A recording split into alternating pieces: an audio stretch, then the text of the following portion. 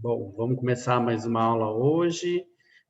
Hoje com a R3, doutora Ana Beatriz de Souza Silva, que vai falar um pouquinho sobre as relações uterofetais. Pode começar, doutora Ana Beatriz.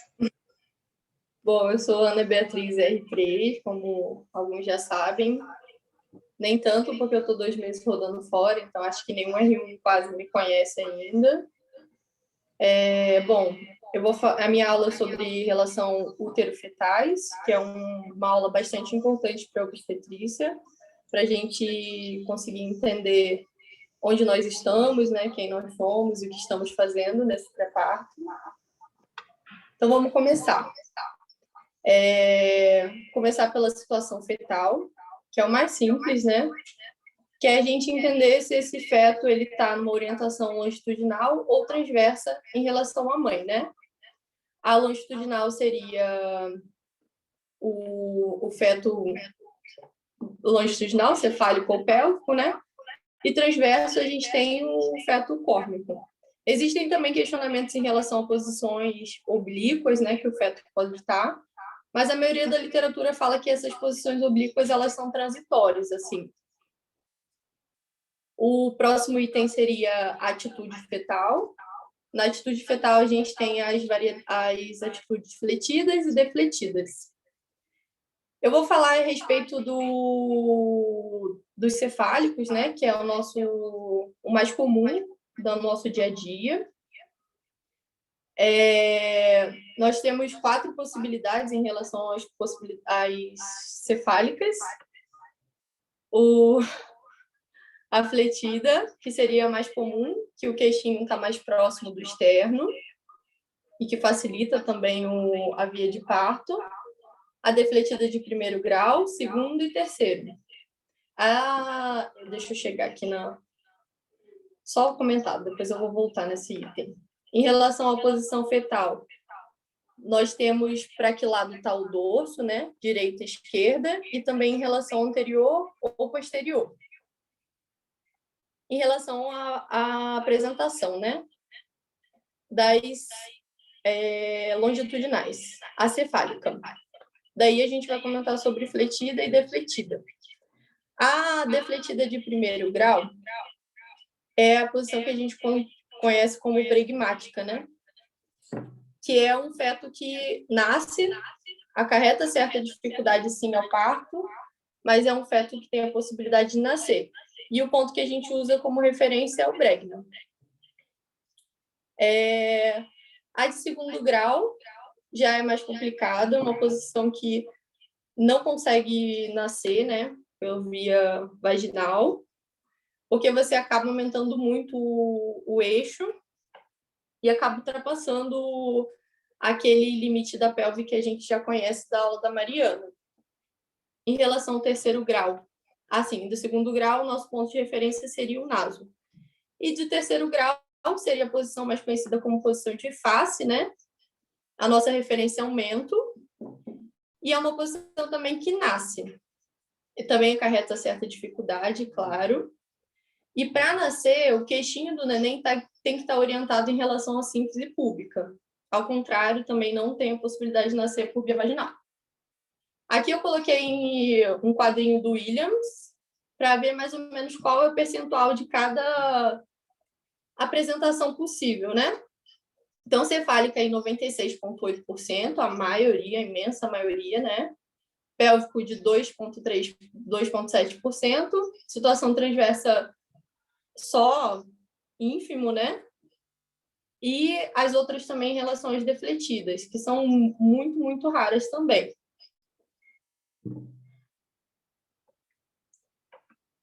Outra possibilidade de apresentação fetal seria a apresentação pélvica, né? Na apresentação pélvica, que a gente tem como referência é o sacro. E dentro dessa apresentação, a gente tem algumas possibilidades, né? A pélvica incompleta e completa. Na incompleta, a gente tem 2 modos diferentes, que seriam modos de nádegas ou pés. Nessa imagem aí, a gente consegue ver o primeiro bebê como um pélvico completo, né? Com bumbum e as perninhas para baixo. O segundo bebê, a gente vê um modo pés, né? que um pezinho vai estar para baixo e o bumbum. E o último, o modo nádegas, que são os 2 pezinhos para cima. A última apresentação, a apresentação córmica, é uma apresentação que a gente já sabe, né, que não nasce via vaginal. É uma das poucas indicações aí absolutas de cesárea. E o que a gente vai ter como ponto de referência é o acrômio. Eu não vou me adentrar muito em relação às variedades dessa apresentação, porque acho que não cabe, porque não vai fazer diferença em relação à via de parto, né? Em relação às variedades, eu usei aqui como referência o polo cefálico, que eu acho que é o mais comum para a gente, mas daria, por exemplo, para a gente trocar as letrinhas aqui pelo...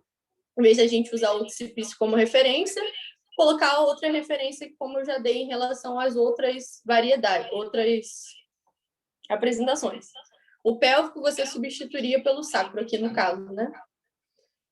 Então, existem diversas variedades de posições, né? Aqui eu coloquei também a referência anatômica do bebezinho, né? Para a gente entender como funcionam as suturas e o crânio.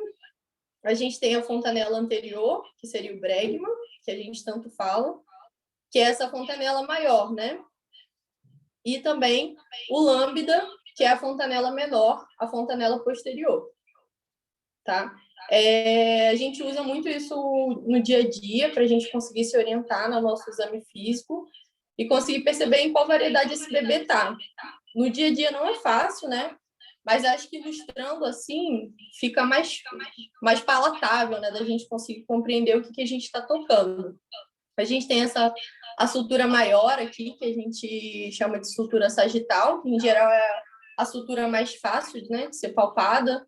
A gente tem as suturas parietais, que são mais difíceis de ser palpadas, em geral mais fácil quando tem algum tipo de acicletismo, né, que eu vou falar um pouquinho mais na frente. E as suturas coronales ali na frente, próximo ao bregma.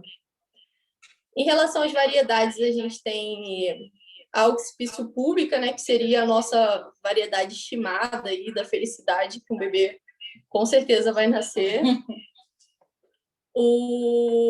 A gente pode também ter um bebê que vai nascer com o rostinho virado para frente, no OA aqui, né, que seria o occipício anterior. As variedades, as oblíquas, né, que a gente vê aqui, a direita, a esquerda. E as variedades transversas, a esquerda e a direita, que são também um pouco mais complicadas. As oblíquas, em geral, são mais tranquilas. Em relação ao diagnóstico, né? Como que a gente vai identificar tudo isso que eu falei aqui para frente? Primeiramente, claro, o exame físico, que é uma coisa assim, fundamental, que a gente precisa sempre fazer o exame físico completo, né? Para que a gente possa ter uma noção muito legal, sem precisar necessariamente de um exame de imagem complementar, né?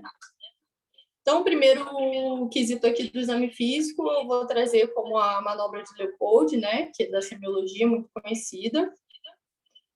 Ela tem 4 passos descritos. O primeiro passo seria a palpação do fundo uterino, para você conseguir identificar o que você sente ali naquela parte. Se você acha que é o polo cefálico ou o bumbum, né, ali, você vai tentar identificar pela textura, formato e tudo. E também, na verdade, ver o polo cefálico, né, o polo pélvico, você tentar fazer essa identificação. O segundo passo da manobra de Leopold já é relacionado ao dorso fetal, né? Você vai tentar palpar se o feto está à esquerda ou à direita. E o terceiro passo já seria você palpar ali embaixo para ver se a escava está ocupada ou não, se é móvel ou não é móvel. Também te ajuda, de certa forma, a ver a apresentação fetal, né, para você ver se é o polo cefálico ou pélvico ali. Mas ela vai te dar mais assim uma noção assim da altura da apresentação também. E a última manobra, que é mais ainda relacionada à altura da apresentação, para você ver se a apresentação está encaixada na pelve ou não. Claro, para você fazer identificação em relação a variedade e também a apresentação, o toque vaginal vai ser imprescindível, né? Mas, assim, você fazendo uma boa palpação do abdômen, com certeza você já chega no toque vaginal com uma perspectiva muito melhor, né? Só para revisar, assim, então a primeira manobra seria relacionada à situação, né, do feto. A segunda manobra seria relacionada à posição. A terceira manobra é relacionada à apresentação. E a última manobra é relacionada à altura da apresentação. Então, a gente tem também, óbvio, os diagnósticos em imagem para reforçar nosso diagnóstico no exame físico. Às vezes, o exame físico é difícil, né? A gente tem um polidrâmino ou uma paciente com muito tecido adiposo, enfim, coisas que possam dificultar o nosso exame. A gente tem o ultrassom, né, que seria o nosso sonho, que estivesse em todos os lugares. Mas acho que numa situação de dificuldade você também tem a possibilidade de fazer uma radiografia ali, de repente, para determinar sua conduta, se você ficou na dúvida e tudo, a gente tem a possibilidade da radiografia também, que é mais simples, né? Bom, aqui eu vou trazer um mapa mental, que eu gosto muito de mapa mental, né? Então, eu acho que é muito legal para a gente conseguir fechar essa ideia, sabe? Então, eu colocaria aqui a estatística fetal no meio, assim, né? Que é o nome mais conhecido para essa aula. A posição, apresentação, situação, atitude e as variedades aqui no cantinho para a gente não esquecer. Em relação à posição, revisando de novo o dorso, à esquerda ou à direita, anterior ou posterior. A apresentação cefálica, pélvica ou córmica. As possibilidades da cefálica, as possibilidades da pélvica. A córmica eu não acho que vale tanto a pena a gente entrar, mas é basicamente anterior ou posterior. Em relação à situação, transverso ou longitudinal. Atitude, que seria no eixo lateral, né? Os assincletismos, né? Que é importante a gente sempre levar em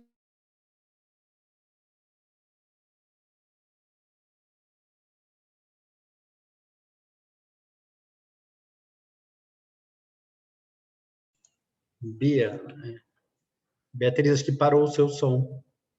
E não, quando você falou também. Liga o som de algum dos outros dispositivos.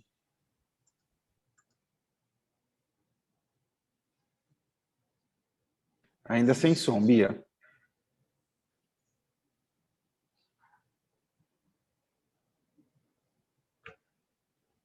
Agora acho que está dando para escutar. Isso. Eu não estava escutando. É que meu Zoom caiu. Não sei o que aconteceu. O mapa. Como faz isso, engraçado? Ainda está aparecendo aqui o mapa mental. Ainda está aparecendo na tela. Caiu. Mas o mapa mental está aparecendo. Ele é o último slide, Bia? É o último slide, Então você pode finalizar olhando para a tela, para outra tela. O próximo é só as referências, assim. Mas, assim, as referências são basicamente o Williams, que eu usei só, e usei também páginas da internet para as fotos, assim. Eu deixei todas as fotos enumeradas e de que lugar eu tirei cada qual. Assim, só recapitulando aqui, que eu acho que cortou o final, né, que eu estava falando em relação à atitude, em relação aos dois tipos de assincletismo, né, e o sincletismo. Um feto em sincletismo, com certeza, é um parto mais tranquilo, é o mais fisiológico, e que vai facilitar também o mecanismo de parto. E os dois assincletismos, a gente tem a possibilidade de assincletismo posterior ou anterior, né? Tem um tipo de epônimo para os dois. Então, o assincletismo posterior seria denominado oblíquo de Litzmann e o assincletismo anterior, um oblíquo de Nageli. Isso só como curiosidade, né? Bom, acho que é isso, assim, essa aula não é muito longa, né? É uma aula bem de itens, assim, não tem, acho que muito do que decorrer, assim, disso. Bom, parabéns pela aula, Bia. Na verdade, assim, não menospreze o trabalho que você teve, enfim, deixa eu colocar aqui, galeria, pronto. o trabalho que você teve, que deu para você preparar e relembrar isso. Porque, primeiro que parece que não, mas está na base da obstetrícia, é essencial. É essencial que você faça uma boa avaliação da estática fetal, uma boa avaliação de situação, atitude, apresentação.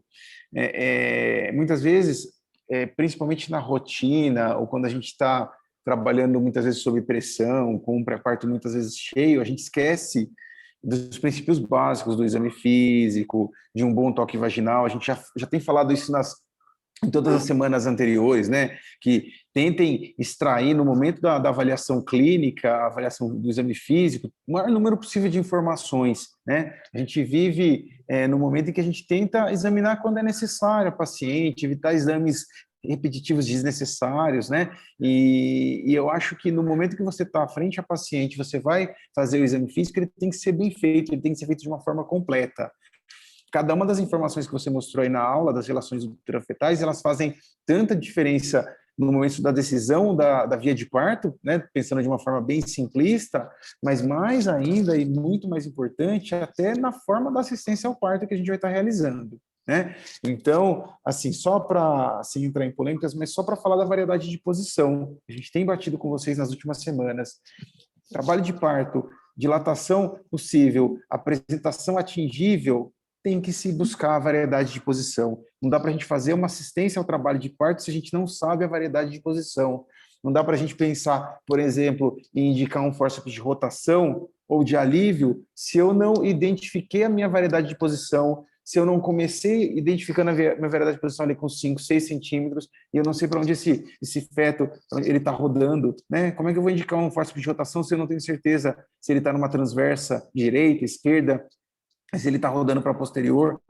Eu não sei quantos graus eu vou precisar. Então, isso está na base, né? Faz parte da assistência básica e da assistência ao parto, né? Em obstetrícia. Então, eu acho que a tua aula ela é muito importante, tá? Não menospreze essas informações que você mostrou aí. Outra coisa importante também, na apresentação córmica, você deixou ela de lado, mas ela é importante porque, poxa, a gente vai fazer cesárea nesses casos e a gente não precisa saber como que vai estar esse feto na cesárea. Como é que eu vou buscar o pé bom? Onde é que vai estar o pé bom se eu não sei, se eu não fiz a palpação? Não é isso? Vou buscar o pé posterior, como, né? Sim. Isso é importante, eu tenho que saber, tá? E apesar de gostar bastante da imagem, do ultrassom, eu não gostaria que tivesse ultrassom disponível para todo mundo ali no pré-parto o tempo inteiro, não. Pelo contrário, tem que saber fazer um bom exame físico, uma boa palpação, e se você consegue fazer, em poucas vezes você vai ter que usar ultrassom para tirar uma dúvida. E aí sim, quando você tem uma dúvida diagnóstica, uma dúvida da apresentação, ok, né? Aí a gente pode sim partir para os métodos subsidiários, enfim. Cadê o Renato não está aí, né? Há umas 2 semanas a gente teve um evento ali no pré-parto que o Renato fez o diagnóstico, né? Todo mundo deve ter ficado sabendo, né? Um trabalho de parto, um paciente que estava já há um tempo ali fazendo preparo de colo, entrou em trabalho e o Renato descobriu uma apresentação pélvica ali com dilatação total, né? Quando já não dava tempo de fazer mais nada. Ou melhor, quando dava tempo da gente se preparar para fazer o parto vaginal daquela parturiente, né? E foi tudo bem, correu tudo bem. Pena que ele não está aí. Quem mais estava? A Bia também, a outra Beatriz, né? Histórico. Hã? Giovana botou parto histórico. Não entendi, desculpa. Giovana botou no chat, parto histórico. Parto histórico, poxa, entrou eu, do lado de fora, estava ali fazendo um fundo, todo mundo já estava lá dentro, ali a hora que entrei. Clarice no parto. Clarice entrou no parto. Quem mais estava? Acho que a Abel. Estava todo mundo em sala, né? Estava todo mundo em sala. Foi bem interessante, assim, mas a gente não quer fazer esse diagnóstico ali, né? Na hora que estiver nascendo esse bebê. Precisa ser feito antes, tá? Mas, claro, tem todas as questões que podem influenciar o diagnóstico adequado, mas a gente tem que seguir o passo a passo sempre, tá, Bia? Então, acho que isso é muito importante aí. E legal fechar com o mapa mental. Gostei da ideia, né, Alan? Acho que foi interessante aí. Não faz parte da nossa geração, acho que, mas é legal, acho que fica bem, é uma forma de resumir bem o que você quis mostrar e da gente lembrar sempre dessas informações aí, tá bom? Tem alguma coisa nova que você aprendeu estudando, preparando a aula ou não? Você queira falar aí? Alguém quiser fazer alguma pergunta também? em relação à aula, assim, que eu fiquei muito bem pensando assim em relação à atitude, foi uma coisa que me deixou assim mais intrigada, assim, de pensar se outras coisas também não poderiam ser consideradas atitudes, sabe? Não só o sincretismo em si ou o sincretismo em relação por exemplo, as deflexões e os modos pélvicos também, se isso não poderia ser considerado, de certa maneira, uma atitude do feto, sabe? Eu fiquei muito... Assim, eu acho que nenhum material que eu li me trouxe essa explicação, assim, que eu fiquei muito sem, assim, colocar isso em algum lugar, só com um desfecho daquela apresentação, sabe? Mas, ao mesmo tempo, não consegui encaixar ali em nenhum dos itens principais, assim. Acho que isso foi uma coisa que me deixou, assim, um pouco pensativa, assim, de onde colocar, né? Mas acho que essa é uma aula muito boa, foi muito bom revisar, sempre é bom revisar, assim, essa parte. E eu acho que é muito importante para o nosso dia a dia, né? Lá de pré-parto, a gente agora com os R1s super novos, assim, ainda aprendendo tudo. Então, acho que é um momento muito bacana, assim, até para eles se empoderarem, assim, né? Tipo, de lá e vários passos do exame físico, eu acho que reforça mais, ele consegue ter mais segurança ali naquele exame que ele faz. Às vezes ele palpa, vê, toca, tá alto, já desceu e tal. Eu acho que isso é uma coisa muito bacana, assim, até para ver a evolução do parto e tudo. Eu acho que, enfim, eu acho que essa é uma aula bacana em relação a isso. Muito bom. Alguém quer fazer alguma pergunta? Acho que não. Bom, então a gente vai encerrar a aula, né, Alan? E aí vocês entram novamente no mesmo link, porque daí a gente vai partir para a segunda aula, tá bom? 2 minutinhos a gente Até daqui já a volta. pouquinho.